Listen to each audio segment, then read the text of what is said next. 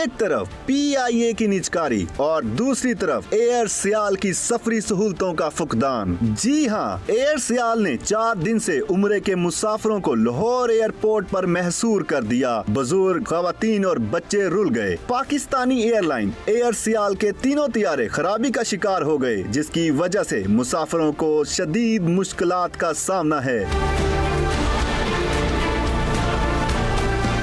इस हवाले से मारूफ वकील मियां दाऊद एडवोकेट ने एक्स पर एक वीडियो भी अपलोड की है। वो अपने एक दोस्त को एयरपोर्ट छोड़ने आए थे, लेकिन पता चला कि तियारे में खराबी पैदा हो गई है। एयरलाइन वाले लोगों को बुलाकर कह देते हैं कि तियारा खराब है, जबकि इन्होंने अपने एक दोस्त सहाफी से इस बारे में पूछा तो पता लगा कि एयर सियाल के पास 3 तियारे हैं और तीनों ही खराब हैं और ठीक होने में 10 दिन लग सकते हैं।